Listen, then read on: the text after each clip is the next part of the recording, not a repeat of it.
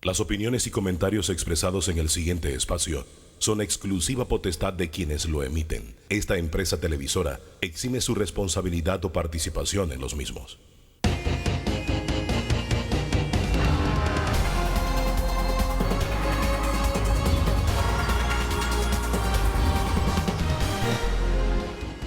Señoras y señores, tengan todos buenos días. Gracias por acompañarnos a partir de este momento en la edición dominical de Debate Abierto. Hoy vamos a analizar con nuestros invitados la situación de la Procuraduría General de la Nación. Lo que pasó, que precisamente dio paso a la decisión del presidente de designar a un nuevo procurador en la figura de Eduardo Ulloa. Nos acompañan en mesa Danilo Toro. Él es nuestro analista. Buenos días. También está con nosotros José Alberto Álvarez, expresidente del Colegio Nacional de Abogados. Víctor Orobio, abogado penalista. También nos acompaña Francisco Carreira, abogado. Y como no hay tantos abogados en la mesa, también está con nosotros Rosendo Rivera, penalista. Se suma a la mesa en breve Mariela Ledesma, así que ella también estará con nosotros, abogada también. Hoy, Danilo, hay abogados y chiricanos en mayoría. Sí, nosotros dos estamos en desventaja. Colón y Herrera. Nada que hacer aquí. Abogados y chiricanos, es una combinación explosiva. Bien, vamos entonces al análisis del tema. Voy a comenzar con usted, don Rosendo, el tema de la decisión de la procuradora de renunciar al cargo. Lo hace públicamente en un programa radial. No hemos visto la carta de renuncia, muy extraño esto, todavía. Y ya el presidente ha designado a el señor Eduardo Ulloa como procurador. Responsabilidad ahora de la Asamblea Nacional de Diputados de ratificarlo. Bienvenido. Sí, buenas tardes a todos. Bueno, sí, un poco informal la forma en que la procuradora renuncia al cargo. No obstante, si tú recuerdas los hechos que ocurrieron ese día, la Presidencia de la República emitió un comunicado donde daba por hecho que la señora procuradora renunciaba y que se había dado una reunión en la Presidencia de la República y que le comunicaba al país tal hecho.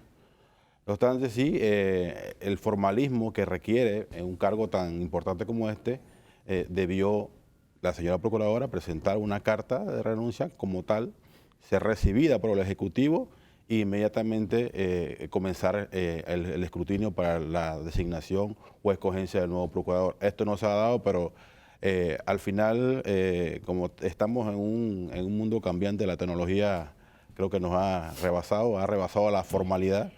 Y como se puede renunciar por Twitter, te despiden por Twitter, la señora procuradora lo hizo a través de un medio de comunicación y el Estado, en este caso representado por la Secretaría de Comunicaciones, informó al país que la señora había renunciado y se debe entender que ya puso su cargo a disposición del presidente de la República y ya tenemos un nuevo procurador de la Nación, el señor Eduardo Ulloa, que tiene un reto muy importante por delante, un reto de verdad.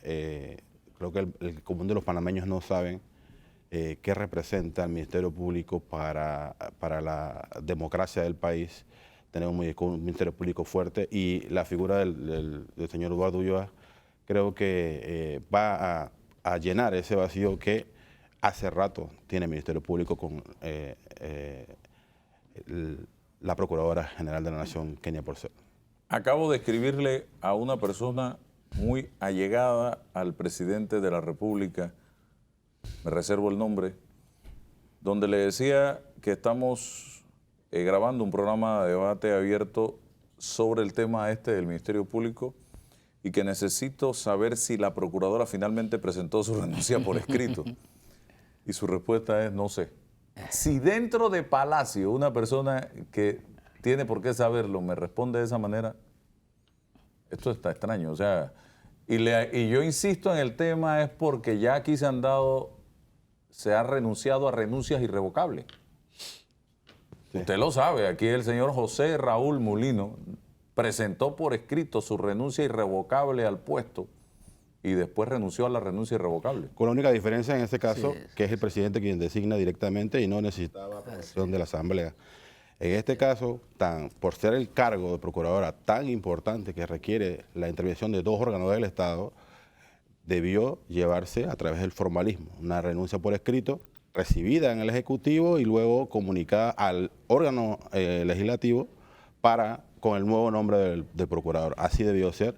Junto con la resolución de nombramiento debe estar las causales, que son la vacante dejada. Y esa vacante se comprueba a través de una renuncia. Lo cierto es que lo ha hecho públicamente, no podría retractar de una renuncia públicamente. Están haciendo una analogía de un sistema empleador-trabajador cualquiera, que se puede hacer una renuncia verbal. No obstante, vuelvo y te digo, este cargo no es cualquier cargo, es el cargo de Procurador General de la Nación, pero ha sido una conducta de la señora Porcel a lo largo de los 5 años que ha estado, un poquito como salirse del libreto, ¿no?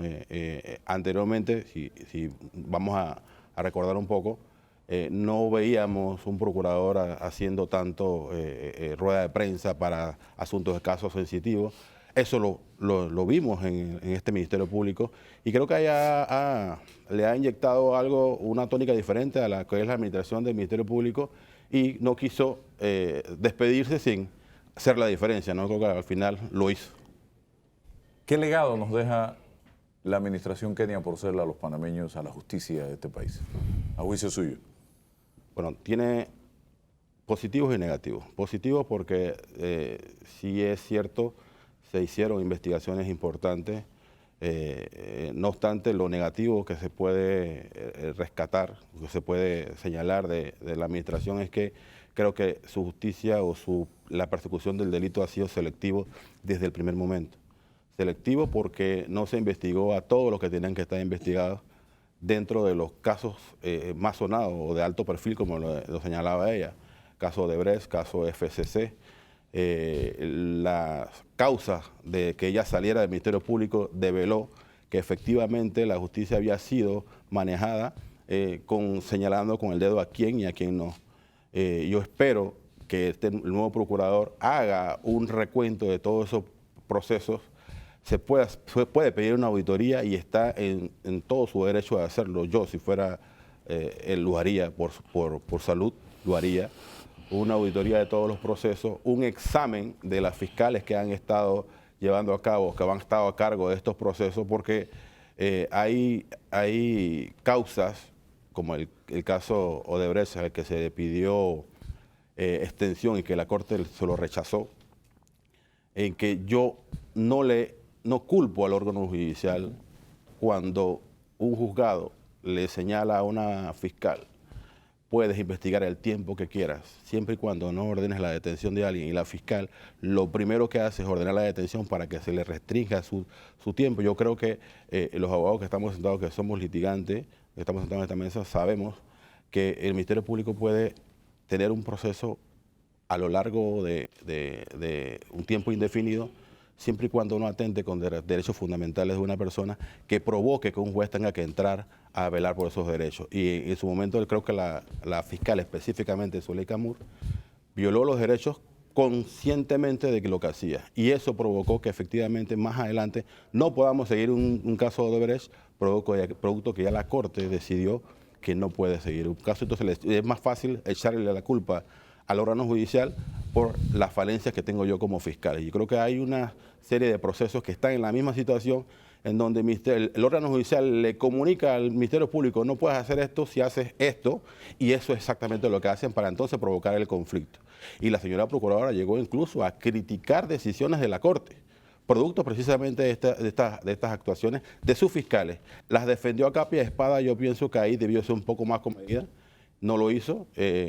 Son fiscales que ninguna tiene menos de 30 años de ejercer dentro del mismo Ministerio Público. Han hecho carrera en el Ministerio Público, pero creo que han dejado muy mal a la señora Procuradora. En gran parte la culpa la tiene ella por permitirlo, pero estas fiscales no han llenado las expectativas que requiere el país en este momento, como sí lo han hecho en otras latitudes. Perú ha hecho un un buen trabajo, Brasil ha hecho un buen trabajo en la persecución del delito.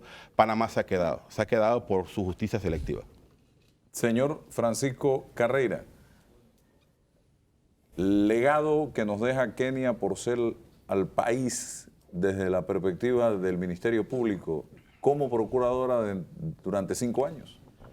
Buenos días, Álvaro. Mira, yo coincido en lo que plantea Rosendo, pero quiero agregar algo más. Yo no creo que a la hora de analizar las actuaciones de la Procuraduría General de la Nación y del sistema judicial panameño, nosotros podamos marginarnos de un evento que para mí sobrepasó la capacidad de ambos. Desde que la empresa Odebrecht se declaró culpable en un tribunal norteamericano, y en ese tribunal aceptó que se habían distribuido coimas en 21 países, incluyendo Panamá, en donde se aceptó dar información limitada en ese momento de sumas que se habían distribuido, pero peor aún, de haber utilizado nuestro país como una base de operaciones para la distribución de 21.000 millones de dólares y haber obtenido ganancias de eso por más de 3.500 millones de dólares. Al ocurrir esto en ese tribunal norteamericano,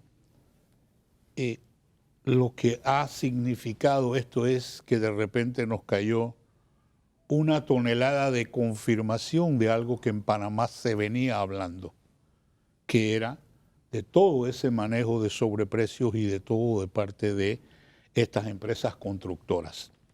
Entonces, cuando yo veo y analizo, lo hemos comentado en muchas ocasiones, la forma como nuestro Ministerio Público ha tenido que manejar esta información recibiendo básicamente información de 76, de algunos de los 76 ejecutivos de Odebrecht que participaron en un programa de delación.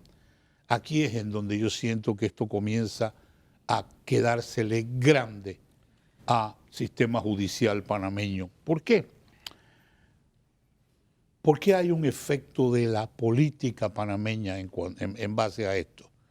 La forma selectiva, como hace referencia Rosendo, lo que ocurre entonces es que el manejo de la justicia se mide en una forma equivocada por las detenciones preventivas. Y vemos la forma como aquí se citaba a una persona que estuviera involucrada, o por lo menos inicialmente se le considerara que estuviera involucrada, y si esta persona no era detenida, eso se interpretaba de alguna manera como que no era justicia.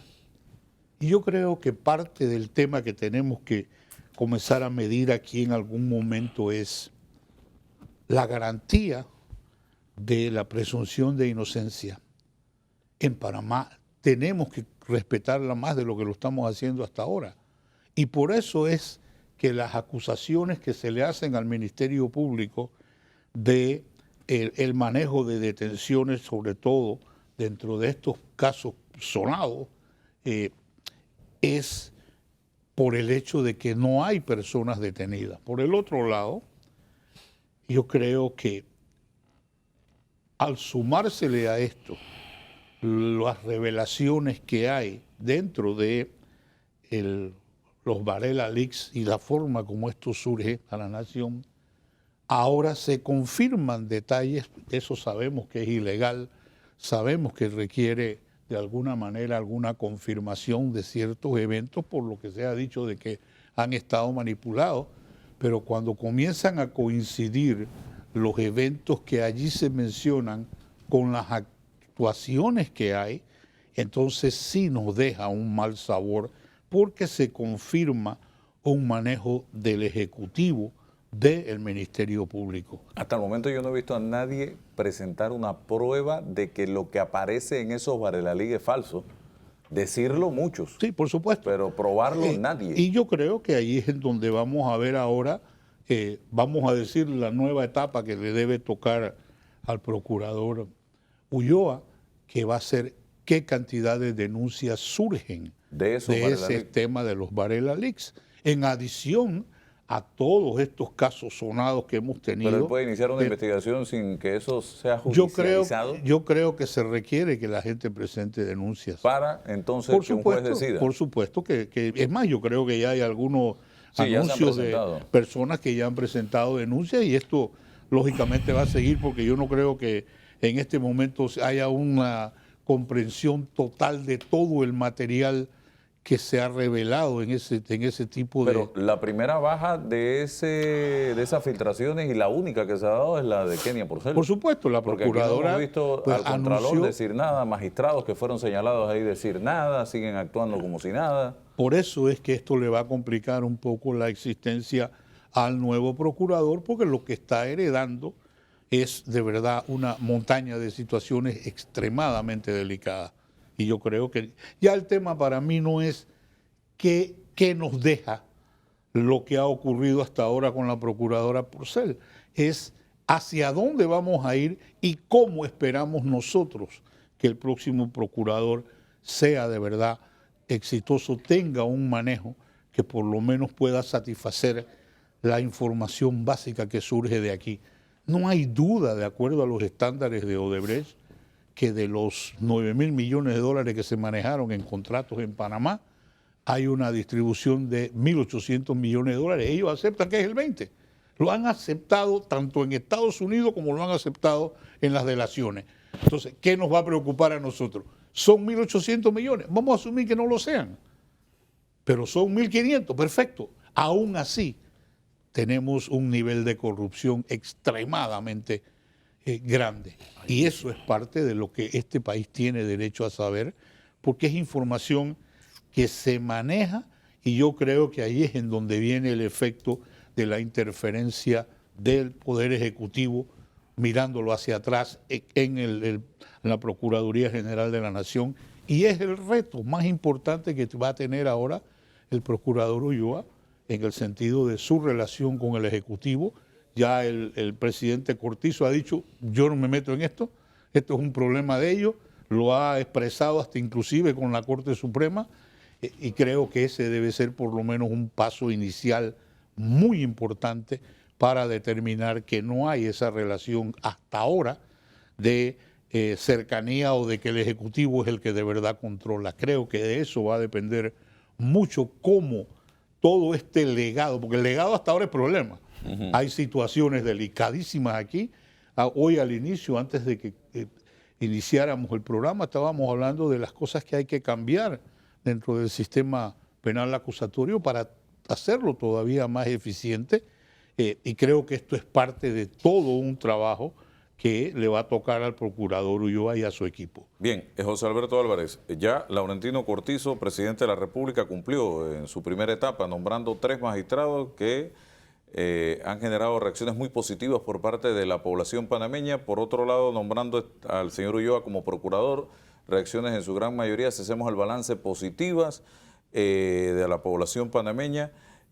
Por otro lado, también me gustaría saber, yo veo mucha gente que estuvo involucrada o investigada en casos de corrupción de la administración del señor Martinelli 2009-2014, dando a entender que por lo que ha salido en los Varela Leaks, ahora allí no pasó nada, que estas investigaciones se hicieron mal hechas y que son inocentes de todo lo que se les acusó en un momento determinado.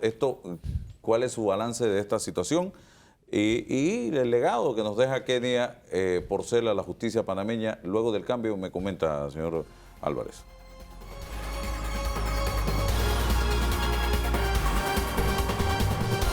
Bien, seguimos adelante, señoras y señores. Debate abierto. Le planteé algunos temas. El tema Cortizo cumplió.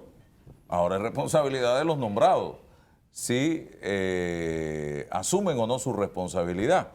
Y también le hablé del legado de Kenia Porcel y de lo que han dicho algunos de los que fueron procesados durante esa administración, ahora con lo que aparece en los Wikileaks. A mí me inventaron casos, a mí me montaron, a mí no sé qué ¿Qué dice usted?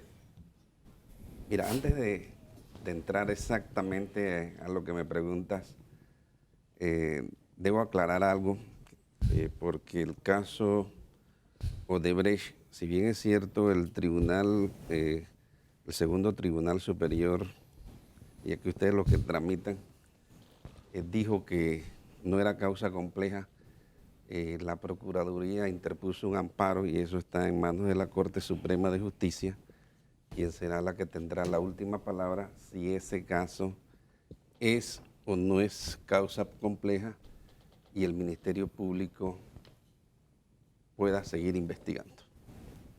O sea que ese caso, por lo menos en ese tema de que si ya se acabó, ya no van a investigar más, todavía, por los conocimientos que tengo, está suspendido hasta que la Corte decida.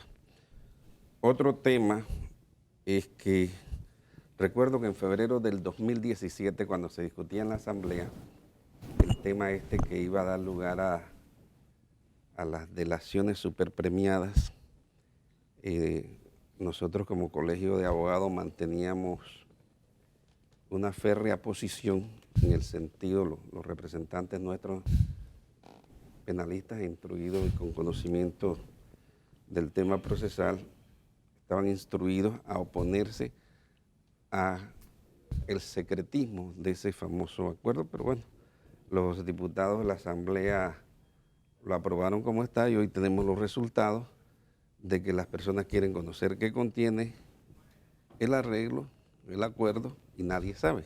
Ahí se han dado resultados de las cantidades y quiénes eran los que, por lo menos de Brasil, los que involucraba el acuerdo, pero de Panamá no se sabe a quiénes están protegidos por ese acuerdo. Y yo todavía dije, no, pero me decían los comisionados, es que están insistiendo mucho porque dice que si esa ley no se aprueba, los de Brasil no van a llegar a ningún acuerdo. Ellos necesitaban que Panamá aprobase esa ley. Y bueno, complacieron a la poderosa empresa coimeadora y hoy tenemos los resultados. Ojalá la Corte Suprema de Justicia declare eso causa compleja y se pueda seguir investigando. Por otro lado, con respecto a los llamados Varela Leaks, mira,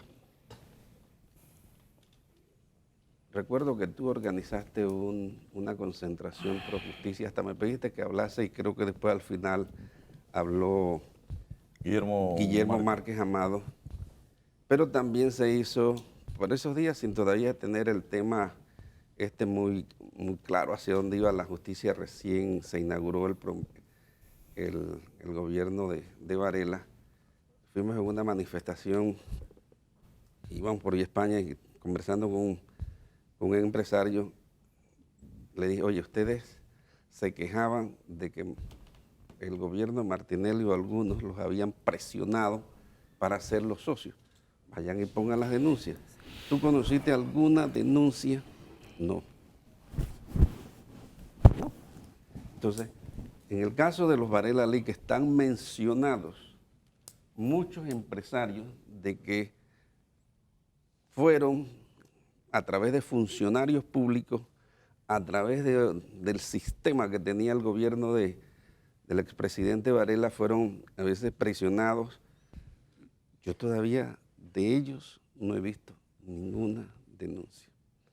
Ahora, mi propuesta, y recordando, porque también en ese tiempo, para que veas que no soy tan chiquillo, en marzo del 90, era presidente del Colegio de Abogados, y la Asamblea, la primera ley que discutió, que después se convirtió en la Ley 1, fue crear una fiscalía especial para investigar el horrendo crimen de Hugo Espadafora con esa finalidad específica.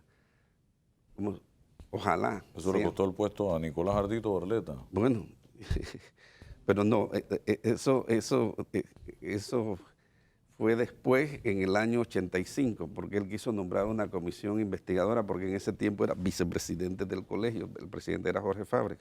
Eso había sido antes, en el 85, pero como no se investigó en el periodo posterior, en marzo del 90 la Asamblea dicta la primera ley y se nombra fiscal especial a Rodrigo Miranda Morales. que después por una disputa con el Contralor sale del cargo y nombraron al fiscal Herrera. Asimismo deben hacer en estos momentos, nombrar un fiscal especial con el paraguas de una ley especial para que se encargue de esas investigaciones. Y que todos aquellos empresarios que se sienten que han sido afectados y que después que reclamen las sumas millonarias, yo he leído, he hablado con empresarios, oye, te impidieron que la concesión no funcionara porque hubo interferencia, salen allí llamadas del expresidente Varela a determinado funcionario, el funcionario le dice, presidente, es que no puedo hacer esto porque es contra la ley, dice, no te preocupes que yo te protejo, eso está allí. Entonces, siéntalo para ver si él niega, porque es que como alguien dijo aquí, todavía no lo han negado, pero es que nadie lo han sentado. Sentarse frente a un fiscal y que te esté interrogando bajo la gravedad del juramento, yo creo que eso a la gente la pone a pensar si dice o no dice la verdad, porque si no dice la verdad puede incurrir en un delito, ¿verdad, mi estimado amigo Víctor? ¿No? Sí. Entonces, con estos antecedentes, ¿qué le espera al procurador Eddie Ulloa? Eduardo. Lo conozco, el niño. Ah. Entonces, me agrada su formación familiar, su formación académica y su formación profesional.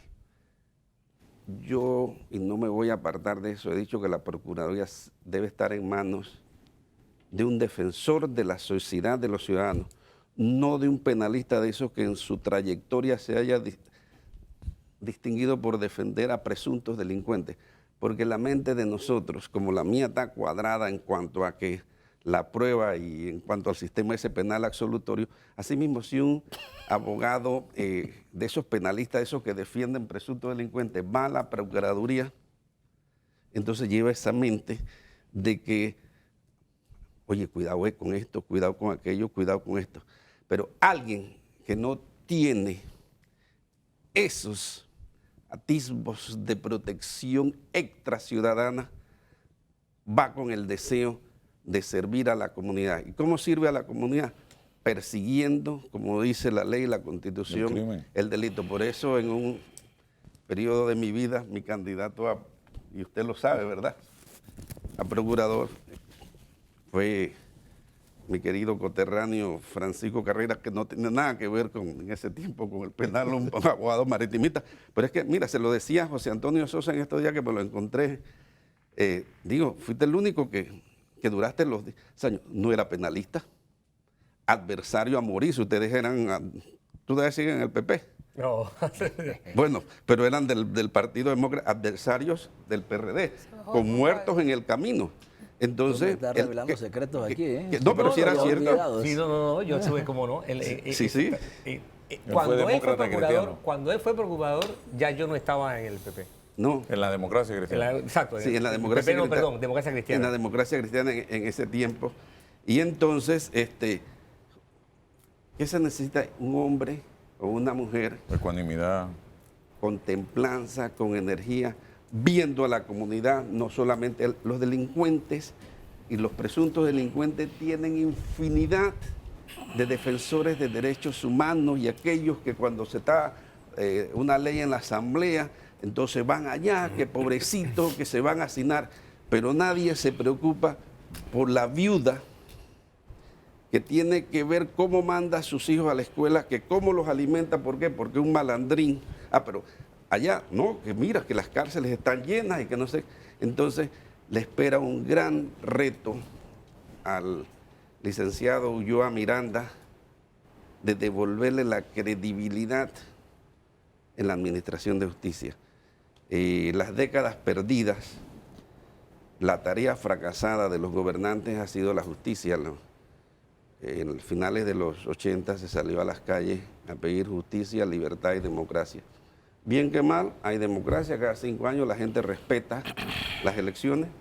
No conozco ningún preso político por sus ideas, pero la gente sigue pidiendo justicia. Y si el licenciado Ulloa no hace algo por devolverle. Me preguntaba en un programa aquí de este mismo grupo televisivo, ¿qué hacer? Digo, que coja de esos llamados casos de alto perfil, que también debiéramos hacerlo porque hay casos también en el aspecto civil que tienen años y años y años y nadie se preocupa. Bueno, tú tienes algunos, ¿no? Entonces, decir, bueno, a llamar a los fiscales, tienen un mes para resolver, para ver si no se ponen a trabajar sábado y domingo. No, algunos, y al final del mes dice, bueno, aquí están los resultados. Pero tiene que comenzar a dar resultados. Empezar a acabar con la impunidad que reina en este país. Ese es el principal problema que hay en Panamá. Exacto, es que la gente, mira, la gente, aquí por más que lo disfracen los abogados penalistas, la gente piensa que justicia es gente en la cárcel. No hay término medio. Justicia es al que la hizo, presuntamente lo hizo, que esté en la cárcel. Si no, es una burla de la administración de justicia. Para mala suerte, todos los achaques están para el Ministerio Público. Pero el Ministerio Público no es el que decide. Pero la cárcel está llena en su gran mayoría de los hijos de la cocinera. Esa es otra percepción que hay. Exacto, y de los hijos de la cocinera y el altísimo porcentaje de los que están en la cárcel. En esto yo vi una estadística por lo menos de la cárcel femenina, más de la mitad de los que están allí detenidas es por caso de droga. Entonces, y también en las otras cárceles. Y los que se han robado los millones de los niños panameños que tienen que estudiar en la escuela rancho. Eso están disfrutando con yates, con viajes, con aviones, con casas. A nosotros clases de ética, moral, de principios, de valores. No, es que ellos son los que definen en este país la moral y la ética y las buenas costumbres. Y nosotros queremos acabar con el sistema porque dicen algunos, oye, si comienzan a poner preso a esa gente, la libre empresa y los empresarios se van a asustar y entonces aquí no va a haber inversiones. A veces te dicen esas cosas. Don Víctor Orobio. Presente. Feliz día, estimados televidentes. Feliz día a esta importante mesa. Quiero decirles que don Álvaro nos pidió a los 5 abogados, bueno, antes que usted llegara, don Álvaro nos pidió que habláramos como ciudadanos común y corriente, que dejaran porque los abogados nos el sombrero enredamos de abogado. y dejáramos el sombrero de abogados. Mire, el primer punto, la renuncia de la procuradora Kenia Porcel. Sobre el tema de que si la renuncia está escrita o no, yo en lo personal creo que está escrita y creo que el presidente Cortizo tiene un equipo de asesores, gente con mucha capacidad. Entre ellos ahí está el ex magistrado Harley Mitchell, está como asesor del presidente, y otros grandes juristas con mucha trayectoria y experiencia, por lo cual yo creo que la renuncia debe estar por escrito. Pero yo en lo personal no conozco ninguna norma que establezca que tiene que ser necesariamente por escrito. O sea que la procuradora renunció y renunció. En cuanto al legado que nos deja la señora procuradora, yo sí en lo personal creo que es más negativo que positivo. Yo fui uno de los defensores gratis de la exprocuradora. Desde el momento que la nombraron, yo salí en defensa de ese nombramiento porque la conocía por más de 20 años y sabía quién era ella, conocía sus capacidades jurídicas, tenía conocimiento de su trayectoria desde que empezó en una fiscalía delegada en la Procuraduría General de la Nación. ¿Qué le pasó? Muchas cosas le pasaron, pero quiero decirte que ese camino largo de ella fue la asistente principal de la ex magistrada Graciela Dixon y otros magistrados. Inclusive estuvo en la Sala Quinta con el ex magistrado de la Sala Quinta, Óscar Seville, la fenecida Sala Quinta. Ella regresa a la Procuraduría con Ana Matilde Gómez y bueno, ya conocemos la historia. Después sale con Ana Matilde Gómez y luego regresa como procuradora. Entonces yo defendía mucho el hecho de que para mí ella era impenetrable. Y lo que yo decía era que por primera vez en la historia de la Procuraduría teníamos una procuradora independiente. ¿Por qué digo que nos deja más negativo que positivo? Porque la Constitución Nacional y las leyes establecen que el procurador que esté ahí tiene que investigar, sea quien sea. O sea, que cualquiera que hubiese estado en el cargo tenía que investigar Odebrecht, tenía que investigar todas las denuncias y las querellas que se presentaron de todos los hechos presuntamente punibles que se dieron en el gobierno anterior. Tenía que investigarlo. Malo o bien, tenía que investigarlo. O sea, que el hecho que la procuradora haya tenido este abultamiento de procesos y los haya sacado adelante de una u otra manera, bien para unos, mal para otros, porque un procurador no le va a caer bien a todo el mundo, ¿sí? Preocupémonos si le cae bien a todo el mundo. Exactamente. Pero para mí en lo personal, ese hecho no la califico como un legado positivo de la señora ex procuradora. Para mí, la oportunidad del siglo la perdió ella, ¿sí? Porque ella lo que tenía que haber hecho es haber dejado esa procuraduría en 10 años conforme al perfil que todo el mundo que tenía y que la gente confiábamos en ella, ese perfil, esa característica número 1 que ha sido la sed de todos en este país, la independencia. Ningún funcionario judicial, ningún procurador, ningún fiscal puede hacer un buen trabajo si no está dotado de esa característica que es independencia. Y esa era la independencia que yo defendía de ella, ¿no? Y que una vez que empezamos a conocer los famosos estos Varela Leaks, que ya pareciera una película en Panamá, entonces empecé a recibir los mensajes de todos los amigos a quien yo me enfrentaba, ¿sí? Y Eric, ¿qué? ¿No vas a hablar? ¿Qué dices ahora? Efectivamente, eso es negativo para el sistema de justicia panameño. Hizo un trabajo, tenía que hacerlo, fue la procuradora, pero se dejó penetrar por el Ejecutivo, en mi opinión. Yo tampoco veo que en el intercambio de comunicaciones existe la comisión o presunta comisión de un delito. Más es sumisión lo que se percibe de un delito grave desde el punto de vista de delitos de contra la seguridad colectiva, delitos de lesa humanidad, delitos de peculado, tampoco ni de corrupción. La verdad es que yo no veo eso en la procuradora. Lo que pasa es que no es lo mismo que la gente diga que Víctor Orobio metió un cheque sin fondo a que digan que lo metió el Papa, ¿no? Eso es una gran diferencia. Es una gran diferencia. ¿Por qué? Porque se espera, si es que tiene chequera, pues si es que gira un cheque, se espera que él nunca debe hacer eso, ¿sí? A mí se me perdona más que sea el Papa. Entonces lo que la gente ve en la procuradora es que ella se vendió también, ¿no? Se vendió con tanta confianza y la gente se siente defraudada. Defraudada solamente por el hecho de dejarse controlar, porque en los mensajes lo que se ve es como una asesora gratis del presidente de la República. Y eso, en lo personal, es grave para el sistema judicial. Es grave. Y por otro lado, fíjense ustedes, estimados televidentes, que hay una historia reciente que ocurrió en el Perú. Casos parecidos al de Panamá, muy parecidos. No era con la etiqueta de Odebrecht, pero era un caso de escándalo de corrupción bastante fuerte. Y hay una persona que no era ni el procurador general de la nación, era un procurador estilo un querellante estatal, ¿no? Y ese hombre salió con la puerta ancha, que anda por todo el mundo dando conferencias, y fue presidente del Organismo Internacional de Transparencia, ¿no? Y él dejó en alto su nombre y ayudó al sistema judicial del Perú. Yo esperaba eso de la señora Kenia Porcel.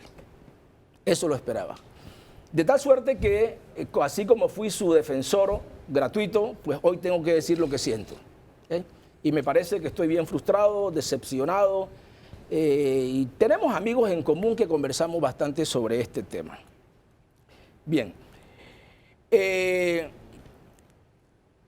Hay un tema que no quiero dejar pasar por alto, que tocó Toto Álvarez.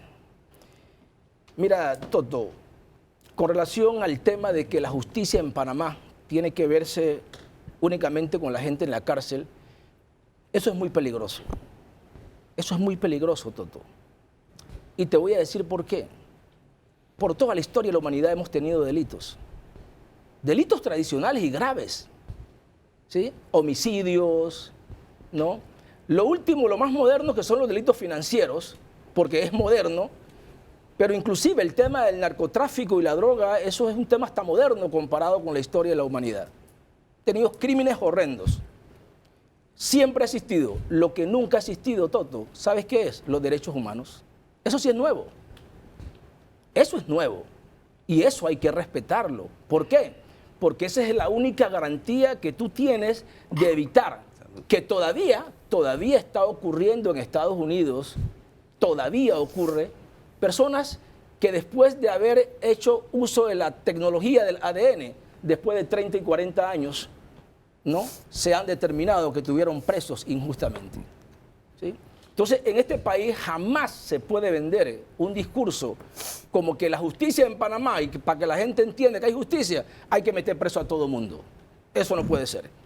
Porque de esa forma se crea una prostitución en el tema de las denuncias y querellas, y entonces cada quien que es denunciado y querellado entonces va para la cárcel. Eso volveríamos a un estado al extremo, muy, bueno. sí, volveríamos a un estado muy peligroso y sangriento, Toto Álvarez. Teníamos el tema de lo que le espera a los nuevos procuradores, creo que... Déjeme ir al cambio y regreso. Y regresamos, gracias, gracias.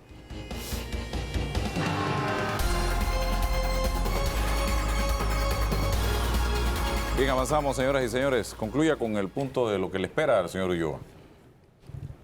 Yo creo que aquí se ha incrementado la expectativa, ¿no?, al señor Eduardo Ulloa, al colega abogado, porque la gente lo está viendo como que él va a salvar lo que está perdido, ¿no? Nadie desconoce que hay problemas en el Ministerio Público, nadie desconoce eso. Lo que él va a llegar es a ordenar algunas cosas de acuerdo a su personalidad, de acuerdo a su formación, de acuerdo a su criterio. Él es un hombre con mucha experiencia, él viene del Ministerio Público, tenía 10 años de estar afuera, pero él conoce el Ministerio Público. Y lo más importante para mí es que al conocer la estructura del Ministerio Público y estar a su lado, tener a su lado a un procurador suplente, ¿no?, que desde que entró al Ministerio Público se ha mantenido hasta este momento, eso le crea a la institución estabilidad. O sea, eso nos dice que no va a haber traumas o no va a haber cambios que afecten ni al Ministerio Público ni a los procesos que ¿Pero ya ese están. procurador suplente va a estar allí funcionando como procurador suplente o va a entrar cuando se le llame? No, lo que entendí, todos sabemos que entra cuando lo llamen, cuando no está el procurador. Mientras tanto, ¿qué hace él? Mientras tanto, él es fiscal superior. Okay. Él es, creo que ahorita él es coordinador de los fiscales superiores en la provincia de Colón. O en los casos que se tenga que declarar impedido el procurador. A lo mejor lo traen de secretario Sí, general. lo que entiendo que el presidente les ha solicitado es que trabajen en conjunto, claro, y que el principal no tome en cuenta la experiencia del suplente para llevar a cabo una labor en conjunto bien coordinado. Pero en este punto yo quiero concluir señalando dos cosas. Lo primero es que lo que debemos aplaudir en realidad es que yo creo que por primera vez en la historia nosotros hemos sido testigos de un proceso de selección, designación y nombramiento de magistrados y procuradores como lo hemos vivido en la segunda mitad del 2019. Eso es importante. O sea, esa invención política ha funcionado. Y ha funcionado porque tiene a la gente tranquila. La gente ha aceptado el proceso, ¿no? Y me parece que el presidente tiene un deber de patentizar ese proceso jurídicamente, ¿no? No sé si a través de la Constitución, si se puede, o a través de una ley de la República, que de una u otra forma obligue al próximo gobierno que venga a utilizar métodos parecidos. ¿Por qué? Porque nosotros ahorita pues estamos emocionados que fue un método que ha funcionado y lo reconocemos. Pero resultaría probable que en 5 años, ¿no?, el nuevo gobierno que venga diga, no, yo soy elegido por el pueblo me ha elegido para gobernar y yo no voy a gobernar con nadie, yo voy a ejercer mi poder y voy a nombrar a los magistrados que yo quiera nombrar, los voy a sacar de asesores de la presidencia, los voy a sacar de cualquier lado. Y eso puede pasar. Para que eso no ocurra, es bueno entonces que pensemos en cómo dejar establecidos estos métodos que son importantes. El presidente que se autocontrole, se autorregule de forma libre, porque lo hace de forma libre, nadie lo obliga, ¿sí? Y lo otro es que si no existiera un proceso como este que se ha puesto a prueba, en realidad personas como el procurador principal y el procurador suplente quizás no tendrían opciones de que se le hiciera justicia y llegar a esos cargos. Porque no son políticos, no tienen padrinos, ¿no? No tienen gente allegada al Ejecutivo que los pueda haber recomendado, ¿sí? Y ustedes saben que eso en Panamá le ha hecho mucho daño a la justicia, porque inclusive el magistrado Harry Díaz lo dijo públicamente, ¿sí?, que a él lo recomendó Alberto Vallarino, y así llegó a la Corte Suprema de Justicia, y que él recomendó a Hernán de León, y llegó a la Corte Suprema de Justicia. Entonces, estos procesos lo que le hace es que le hace justicia a los profesionales de carrera, ¿no? Y sobre todo que pone en valor la competencia de los funcionarios. Así que me parece que las designaciones de los dos procuradores principales y suplentes es muy positivo, yo lo califico el 100% positivo, ¿no? Y el reto que tienen es simplemente demostrar independencia, ¿sí?, porque un fiscal, un procurador, un juez, un magistrado que decida un caso, a quién investigar, a quién condena, a quién absuelve, por quedar bien con el presidente, por permanecer en el cargo o por cualquier interés, eso hay que sacarlo y mandarlo para su casa, porque no tiene independencia. Y que ejerzan el cargo entonces de acuerdo a su criterio y que el Ejecutivo entonces les dote de instrumentos, de recursos para que puedan llevar a cabo una labor eficaz. ¿Cómo califica Mariela Ledesma esta designación del procurador y los retos que se le avecinan para dejar un legado como Procurador General de la Nación? Ah, no, yo quiero el mismo plato que le sirvieron a todos Bueno. mis amigos. Yo quiero de todo de lo que preguntaron. No, yo voy a comenzar por donde comenzó Orobio cuando hablaba de la renuncia escrita. Cuando yo veo a la gente intentando desviar la atención de lo que es importante a si la renuncia existe o no existe, realmente es cuando me percato de todas esas manos negras que entran a tratar de manipular la opinión y hacer de cosas muy pequeñas grandes cosas para que la gente se distraiga y no vaya al fondo. No puede existir la posibilidad de que... ¿Qué importa si está escrito o no? Vamos a ver, ¿qué importa? ¿Es legal? ¿Es ilegal? Acuérdese que Mulino renunció irrevocablemente. Pero, a ver, después desrenunció. Sí, lo que pasa es que en este país estamos ahorita que no creemos en nada ni en nadie. Yo estoy clarísima y me parece bien que la gente tenga la duda. Lo que no me parece es hacer de eso un tema central. Porque eso no es importante, porque si fuese así, primero que yo no veo a un Nito Cortizo. Señores, yo no voté por Nito Cortizo y ni quería que ganara. Yo quise que ganara cuando lo vi ahí cabeza con cabeza como los caballos del hipódromo con Rómulo Betancourt, pero ese no era mi candidato, Rómulo Ruz, perdón, ese no era mi candidato. Pero reconozcamos, ¿quién de esta mesa me va a decir a mí que ve a Nito Cortizo metiendo reboche en el tema de que porque la procuradora ahora va a echar para atrás y va a decir que no renuncia? No va por ahí la cosa. Y esto no es para criticar o para pugnar con alguien, es para darle al televidente la oportunidad de entender que el criterio se forma a través de que usted se haga preguntas y se responda, no que la gente le dé la respuesta.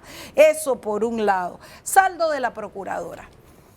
Yo, igual que el colega Orobio, fui defensora de la procuradora. Yo sí no la conocí en mi vida. Yo nunca le he dado la mano a la señora Kenia. Nunca. Yo la defendí en el afán de darle el espacio, porque me daba la impresión de ser una mujer recta. A lo mejor era una mujer firme con un poco de temores y una gran incapacidad para comunicarse. Eso es lo que siempre me molestó. Y supe que mucha gente fue y le tocó la puerta y le dijo, señora, esto se resuelve así, con un vocero así, tome esta clase, haga esto. Y ella nunca tuvo la capacidad de comunicarse y de transmitir. Ella transmitía desconfianza, inseguridad y no daba certeza. Confundía a la gente. Por eso cuando Nito Cortizo dijo, entre los baluartes que buscaba, entre los valores que buscaba el nuevo procurador, alguien que tuviera capacidad de comunicar y alguien que fuera sereno. Ustedes imagínense una Mariela Ledesma de procuradora, enfrascada con un Álvaro Alvarado, enfrascada con un montón de gente, porque es mi naturaleza. Eso no me hace ni buena ni mala, pero es que eso no es bueno para la institución. Qué bueno reconocerlo, ¿eh? Pero es que es normal, hermano. Es verdad, así yo es, tengo te cosas felicito. muy buenas. Sí, claro que Ahora, sí. yo en mi vida aspiraba a ser procurador. Yo ni sé de penal, yo manejo penal de familia, que es muy básico. Pero lo que les quiero decir Abogados es, gritones por ahí quieren ser procuradores. lo que les quiero decir es que es importante entender que la gente tiene una vara hasta dónde llegar. Yo sí defendía a Kenia Porcel porque me parecía una mujer honesta, me parecía una mujer trabajadora, me parecía una mujer que conocía, me parecía el proceso, me parecía una mujer bien intencionada. Yo voy a comenzar por las cosas buenas porque también tenemos una tendencia fuerte en este país a que cuando tú decides crucificar a alguien, lo crucificas y no te importa más nada que por lo que lo estás crucificando. Y eso tampoco. Yo he adquirido cada vez que me gana un año más experiencia y he aprendido en lo largo de mi vida que está bien que tú puedas decir, chapó, lo hiciste bien, y a ti mismo después decirte, hey, la embarraste. La botaste. Es que yo porque tengo que ser gris o negro, perdón, blanco o negro, porque yo tengo que ser calle arriba o calle abajo. Entonces yo recuerdo en este mismo programa haber felicitado a Ricardo Martinelli cuando se hizo lo del metro. Que después el metro resultó ser y pareciera, pero cuando tú haces una obra buena, cuando tú tomas una buena decisión, tú la tienes que celebrar sea de quien sea y venga de donde venga. Kenia Porcel, yo le quiero recordar a este pueblo que fue una procuradora que gracias a su manejo y a su administración, aquí en este país tuvimos un presidente preso, un vicepresidente preso, ministros presos, y si yo bien creo que no es la cárcel lo que determina si hay justicia o no hay justicia, en este país nadie se había atrevido a hacer semejante cosa. En este país no había habido un procurador que enfrentara el sistema político de la manera que lo hizo Kenia Porcel. Y eso hay que reconocérselo. No sean mezquinos, hombre.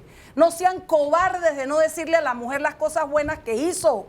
Le voy a decir lo que yo siento que no hizo bien. Le quedó grande el puesto.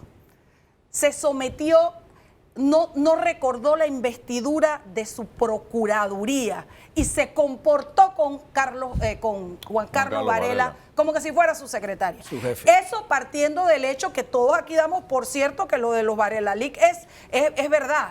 Porque yo tengo dos cosas que yo entré a comprobar que andan por ahí dando vueltas en los Varela Leaks, que como está dando vuelta ya no es verdad como está en la base de los Varela Leaks. Hay mucha desinformación. Y les voy a decir algo, hasta ahora es la única que ha tenido la dignidad de dar la cara y decir renuncio. O sea, con lo cual es una aceptación de lo que hizo. O sea, usted está diciendo que hay cosas que están dentro de los Varela Leaks, pero que en la calle están circulando de otra manera. Exacto. Y yo no tengo... es que es falso lo que está dentro de los Varela Leaks. No, yo no lo estoy diciendo. Okay.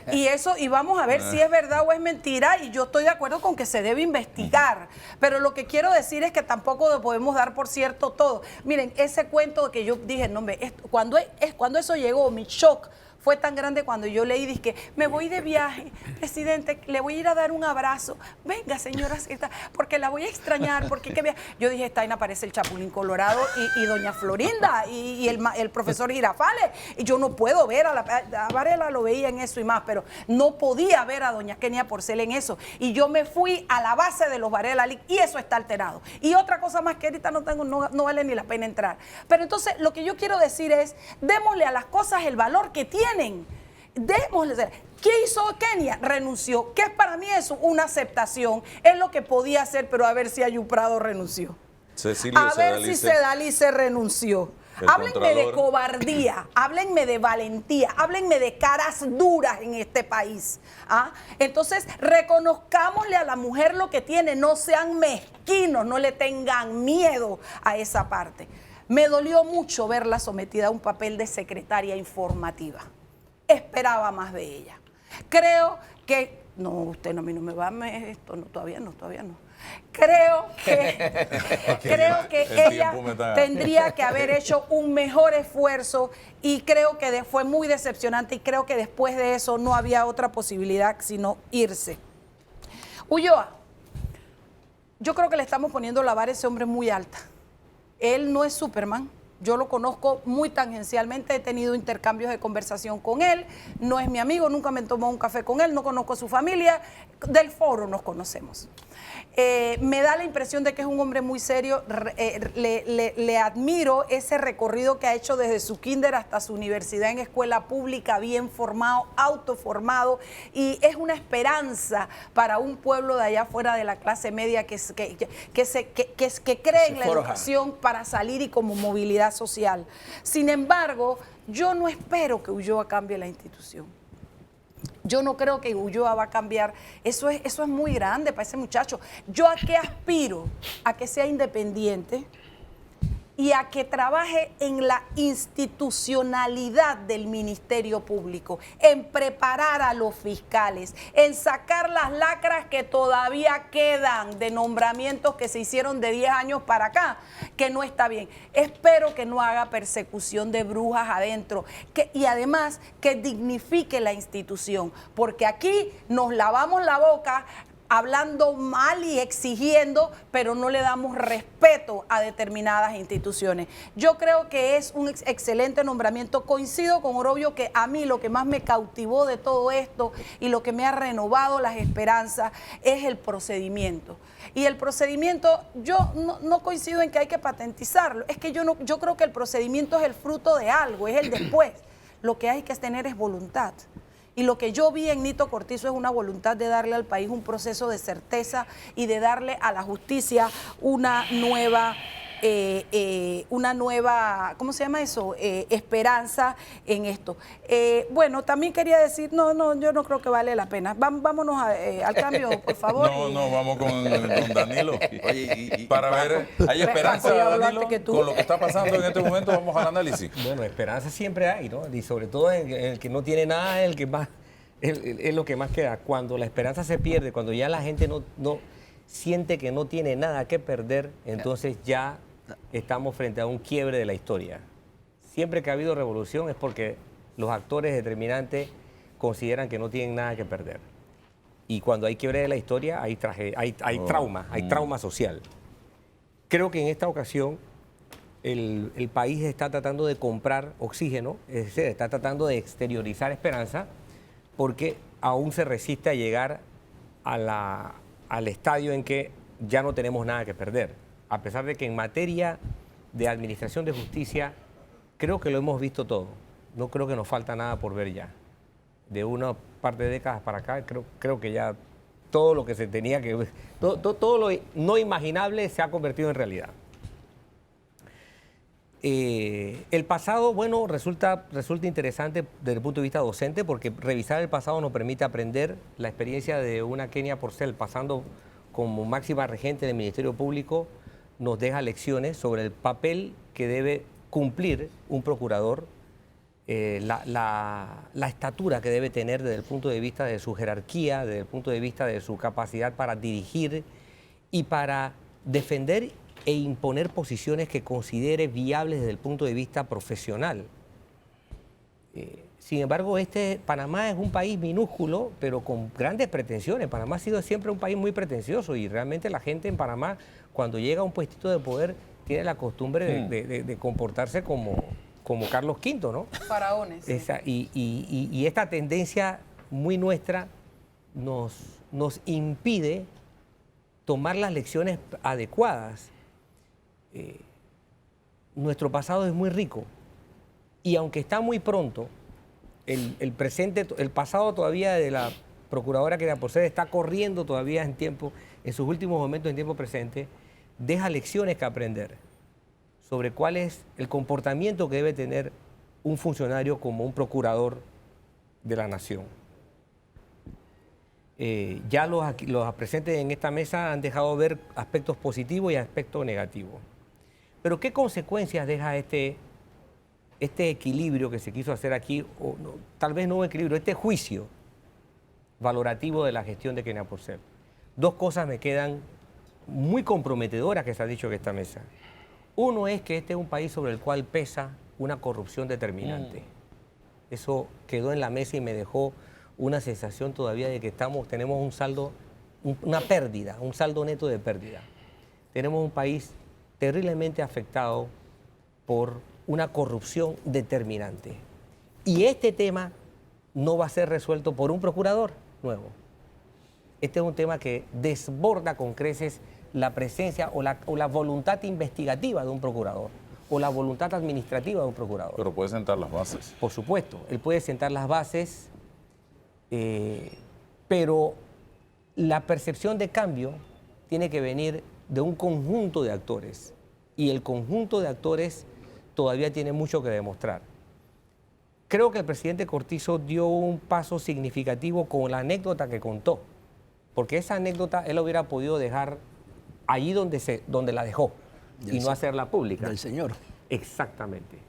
Pero la anécdota de contar que lo había llamado el presidente de la Corte para tratar un asunto y que hubiera podido quedar allí, pero que él le dijera al presidente de la Corte, mire, que vea eso los asesores jurídicos. Él tenía el interés de darle una connotación. Mandar un mensaje. Exactamente, a su posición. Él quiere centrar una impronta.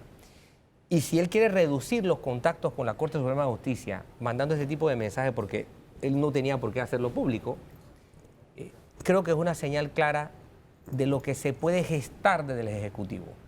Y el conjunto de funcionarios que rodea al presidente debe tomar nota, porque son los primeros que deben hacer efectivo ese mensaje, esa intención que el presidente Cortizo está tratando de transmitir. Eso me llamó la atención. El otro efecto que quiero poner sobre la mesa a raíz de lo que se ha dicho aquí es que tenemos una función de la justicia que todavía está endeble, peca de no eficaz, de pérdida del sentido de oportunidad y que transmite, por lo tanto, el ambiente de que hay una atmósfera de que las cosas se quedan inconclusas. Al común de los mortales esto le huele a impunidad. De que aquí no pasa nada. De que aquí no Así pasa sencillamente. nada. De que este es un país hecho, de que las estructuras de Panamá son de corcho. Porque no importa lo que pase, el país va a flotar. Que este es un país hecho de corcho. Así es que estas dos consecuencias que se desprenden de la historia reciente de Kenia Porcel, tomando en cuenta los aportes que bien ha presentado aquí la licenciada Mariela, nos deben abrir paso para medir en cortito lo que viene. Es decir, para no dejarle vamos a ver qué pasa después de esto. Porque eso fue lo que ocurrió con Odebrecht. Odebrecht fue una historia cantada con mucha anticipación, pero que los intereses políticos de Panamá y los intereses particulares fueron dejando a la coyuntura. Vamos a ver qué pasa si muevo esto o si muevo lo aquello o si pongo esta barda o si libero esto acá. Al final nos rebasó, ese caso nos rebasó. Cuando ya toda la realidad de Odebrecht estaba expuesta por el continente, nosotros estábamos descubriendo el agua tibia. Y era ridículo, y es ridículo el papel que ha quedado en Panamá sobre este tema en específico, solo por poner un ejemplo. Vamos a ver las perspectivas ahora que al nuevo procurador le puede estar llegando. Déjeme el cambio y me los dice.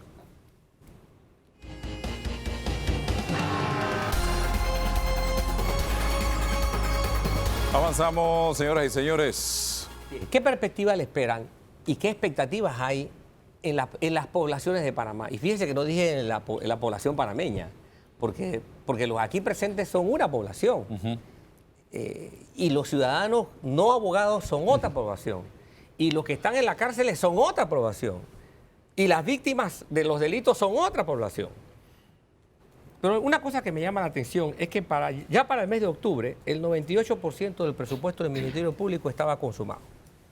Se había gastado. Eso significa que hay 2 veces que el Ministerio Público está pidiendo el agua por seña. Por lo menos 2 meses debe estar pidiendo el agua por seña en lo que va del 2019. Porque llegar a octubre con 98% del presupuesto cumplido o ejecutado significa que se lo llevó, se lo llevó todo. Y por ahí comienzan las señales que deben venir del Ejecutivo, las señales que deben venir de otros sectores. Porque, y eso que estoy tomando cifras que llegan a octubre, posiblemente el Ministerio Público debe estar pidiendo el agua por seña desde antes de octubre. Y yo me lo pregunto, ¿cómo una persona con una relación tan corta, tan próxima al presidente de la República, se corre el riesgo de tener tantos procesos a riesgo de quedar inconclusos, a riesgo de no poder llegar al primer término? ¿Qué le faltó? ¿Le faltó tiempo? ¿Le faltó recursos? ¿Le faltó capacidad técnica? ¿Le faltó personal? Ahí me llama la atención. Le quedó grande el puesto. Es posible que haya sido todo esto. 2/3 partes, 60 y tantos %, de la gente que trabaja en el Ministerio Público, que dicho sea de paso, no está entre las instituciones que más personal tiene. El Ministerio Público podrá tener unos 4.400 funcionarios, no tiene más que eso. 2/3 partes de esos funcionarios cumplen funciones en fiscalía. Pero 2/3 partes del personal tiene menos de 41 años. O sea, es una institución manejada por gente muy joven al día de hoy. ¿Pasó algo así? Aquí alguien habló de edades o de tiempo de los fiscales. O sea, tenemos que enfrentarnos a analizar qué pasó aquí. Me llama la atención el ritmo, a pesar de que no es una institución de las grandes. Nosotros tenemos instituciones monstruosas como Meduca, Seguro Social, Ministerio de Salud, Ministerio de Gobierno. O sea, el Ministerio Público realmente no está entre las más grandes. Pero tiene un ritmo, tiene alrededor de 400 acciones de selección de personal en promedio al mes. ¿Qué pasa allí? Hay mucha rotación, hay una demanda constante de gente. Es decir, el nuevo procurador tiene que ver sus capacidades internas para ver si puede digerir, y dirigir también, para ver si puede digerir lo que tiene servido. A mí me late que por las cifras que hay, no hay sistema para digerir lo que tiene servido. No lo hay. Muy buen punto. No tiene, el cuerpo no tiene la capacidad de digerirse lo que tiene servido. Y eso lo pone a riesgo a él. Y las expectativas ahí ya comienzan a perder posibilidad de satisfacción. Y si el Estado no se da cuenta de eso, si el Ejecutivo no se da cuenta de eso, si ustedes, los que son clientes, porque ustedes son clientes desde el punto de vista técnico, ¿no? Son los que están usuarios, no comienzan a dar la voz de alarma. Pues yo me lo pregunto, como lego que soy, porque voy a hablar con toda la valentía que da la ignorancia, plantearse el hecho de que ¿por qué se llegan a tan pocas sentencias al año? Cuando uno ve en qué terminan las resoluciones judiciales, del total de resoluciones judiciales, las sentencias no llegan, en una década, no llegan a ser más de 15% al año. La mayoría se dan autorresolutivos. ¿Qué pasa? ¿Qué estructura hay por detrás del Ministerio Público desde el punto de vista de las capacidades investigativas? ¿Por qué nuestro Estado no ha podido resolver el problema de quién va a dirigir la investigación, quién va a hacer la investigación, cómo se va a hacer la investigación, qué papel cumple al final la policía en la dichosa investigación, qué papel va a tener el Ministerio Público como aparato investigador, dónde sustenta su capacidad investigativa, a santo de qué el nivel queda guindado del aire?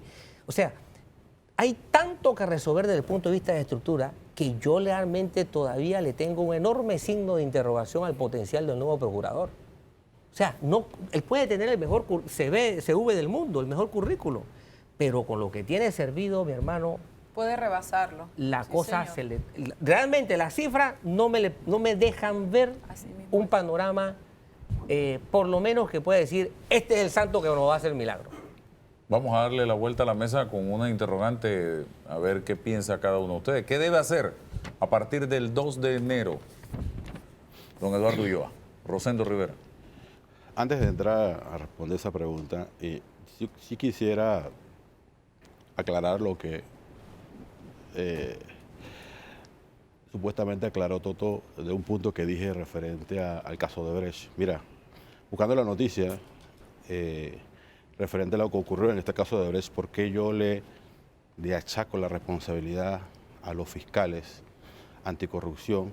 Y ahí en gran medida, como dice Mariela, le quedó grande el puesto a la procuradora, es que en julio 3 hacen la petición de prórroga. En ese momento, julio 3, el juez le dice al fiscal, a la fiscal Zuleika Moore, puedes investigar el tiempo que quieras, siempre y cuando no ordenes ninguna detención ni apliques una medida cautelar. Esa es una investigación que había iniciado en el 2015. De 2015 al 2017 van 2 años. Y todavía el juez le dice, puedes hacer la investigación hasta donde quieras, siempre y cuando no ordenes la detención. El 17 de agosto ordena una medida cautelar. Entonces, unos abogados, uno sabe cómo funciona el sistema y tú debes entender que esa fiscal conoce lo que está haciendo y si un juez le está mandando un mensaje de que no puede hacer tal cosa y lo hace, entonces para mí lo hizo con todo conocimiento de causa para provocar eso que se provocó. Nunca pidió, como lo señaló Toto, nunca pidió en ninguna de las peticiones hizo que esa causa fue declarada causa compleja. Después, cuando le niegan las prórrogas, tanto el juez como el Tribunal Superior, es que ella desea que la Corte, un amparo, resuelva como causa compleja, petición que nunca hizo, para aclarar ese punto. Vamos al punto. En cuanto a Eduardo Ulloa, yo creo que los retos que tiene, importante, lo acabo de mencionar uno, yo creo que debe ser una auditoría, una reestructuración total de las cabezas de las fiscalías más importantes, no solamente, el Ministerio Público no solamente es Fiscalía Anticorrupción, que ha estado en boga en estos 5, 6 años, la Fiscalía Anticorrupción, porque los medios de comunicación se enteraban de las detenciones antes que incluso que los mismos abogados que tenían que defender, porque salía del mismo Ministerio Público abanicando que tal persona o cual persona iba a rendir una declaración, salvo Jaime Lazo, que sí lograron meterlo por las escaleras y por los elevadores y lo sacaron sin que nadie se diera cuenta cuando declaró. Creo que hay que hacer una reestructuración seria de las cabezas de las fiscalías en general, las superiores. La experiencia que tiene Eduardo Ulloa como fiscal, ¿por qué? 17 años, fiscal de circuito, fue compañero de muchas de estas fiscales que están en Fiscalía Anticorrupción. Creo que esa experiencia que tiene en la administración de un despacho lo va a ayudar muchísimo a, por lo menos, organizar lo que son las auditorías en primera instancia. Y la segunda actuación que yo haría es, estos Varela no pueden quedar, los Varela Leaks no pueden quedar en el aire.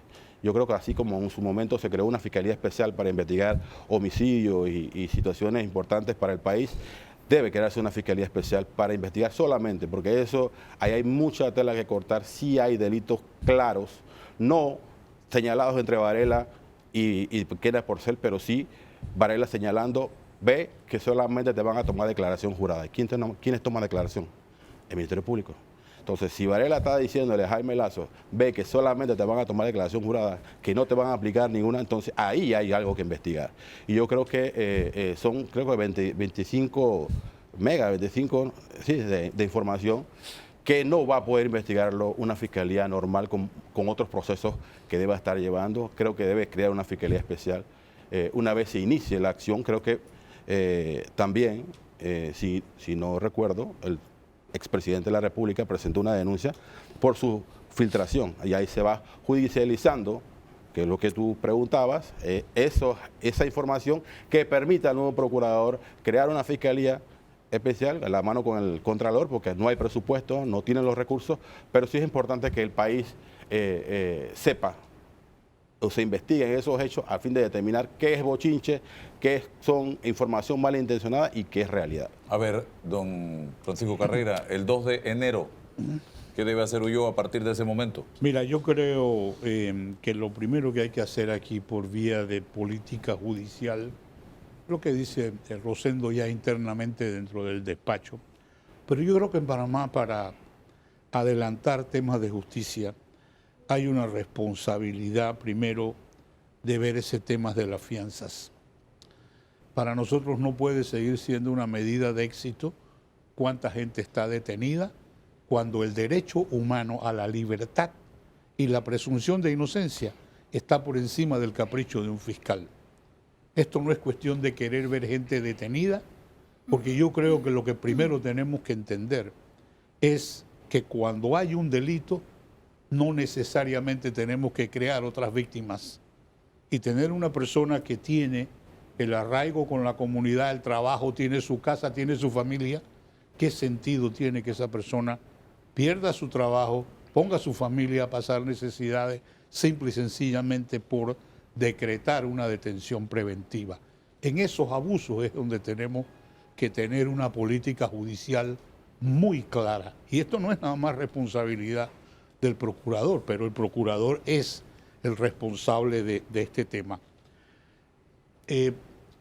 Víctor hizo referencia a un proyecto o a un estatus de casos de personas que han sido condenadas y esto se ha revertido por el uso de evidencia tecnológica como es el ADN. El proyecto se llama Innocence Project.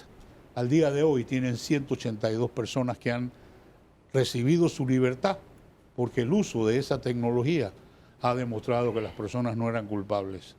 Entonces, esto nos indica a nosotros que aún cuando hay ese tipo de manejo en los casos, la idea debe ser cómo nosotros adoptamos que esta tecnología esté al servicio de la justicia panameña. ¿Por qué? Porque es una manera de comprobar que estas cosas ocurren. Todos estos casos de violación de menores y etcétera, esa es la manera de manejar esto. Pero no podemos decir nosotros a medicina legal que no tiene los recursos para hacerlo, porque entonces ya sabemos qué justicia es la que estamos tratando de tener. Por el otro lado, yo creo que también es una prioridad del procurador eliminar la ley blindaje. Y esto es un esfuerzo que tiene que hacerlo él con el Poder Judicial, con la Asamblea. Señores, la Corte Suprema de Justicia no debe ser un tribunal de tránsito, ni debe ser tampoco un tribunal para juzgar si un diputado violó o no violó menores. O sea, es quitarle, nosotros mismos le quitamos la dignidad que debe tener nuestra Corte con estos abusos. Y esto es el resultado de una actividad totalmente politiquera y lo sabemos. Lo mismo que hay que eliminar ese tema de prueba idónea, porque esto en el fondo es una manera de blindarse de una serie de personas que van a recibir una cantidad de beneficios adicionales, y cuando vemos este tema de planillas y vemos todas estas denuncias, nosotros mismos hemos puesto una camisa de fuerza. Miren, cuando vemos el caso de Odebrecht, todos aquí nos centramos en el hecho de cuántas personas, qué funcionarios, quiénes son los que aparecen en los bancos de Andorra y del resto del mundo manejando fondos. Pero aquí hay un abuso de un principio de seguridad jurídica de parte de personas que estuvieron involucrados aquí por manejarse dentro de bancos que fueron utilizados por Odebrecht. Y cuando se habla de hacer estas investigaciones a estos funcionarios de esos bancos, entonces esgrimimos el tema de que la seguridad jurídica del país no se puede afectar. Pero es un hecho público, notorio, aceptado en una declaración de culpabilidad de esa empresa, que en este país se lucró con el manejo de esos fondos. La otra cosa que yo creo que nosotros debemos tener también, que el procurador tenga el derecho, es a manejar la relación de la Policía Técnica Judicial con el Ministerio Público. Eso debe trabajar juntos, como en todo país avanzado. O sea, la policía y la investigación tienen que trabajar juntas, pero aquí, por temores políticos, eso no se hizo. Dos cositas más, Álvaro. La disciplina fiscal, lo que acaba de decir Danilo, pues si el 98% del presupuesto te duró hasta octubre, ¿cómo está trabajando hoy? ¿Con puro pagareo o ve a ver cómo cobras el próximo año? No, Yo creo que eso es uno de los elementos en donde falta en este momento una decisión como la que el presidente Cortizo ha tomado. Este país necesita una disciplina fiscal para estas entidades. Y lo último que voy a decir es el tema en donde quienes están actuando en el tribunal, en los tribunales y en las fiscalías todos los días, sufren por el criterio, no puedo decir antiquísimo, pero usted imagínense que si usted quiere copia de un expediente hoy, usted tiene que ir a Ancón, pagar la copia, no, tiene que ir a pagar la copia en Don Bosco, traer el recibo a Ancón para que en Ancón vayan a sacar las copias en Don Bosco y luego le entreguen las copias en Ancón. ¿Esto qué es? O sea, ¿En qué jurisdicción? digitalizado. en la materia penal, Ministerio Público. Eso ya está en plataforma. Así es. No, eso está en la plataforma ahora. Bueno, en SPA, espérate, pues sí, todas las carpetillas vamos. es lo que yo Cuando tengo. lo que yo te digo es, hay formas de hacer esto muchísimo más eficientes. Y eso es parte de lo que también tenemos que enfatizar, hasta dónde la tecnología nos va a ayudar. Vamos al cambio y regresamos.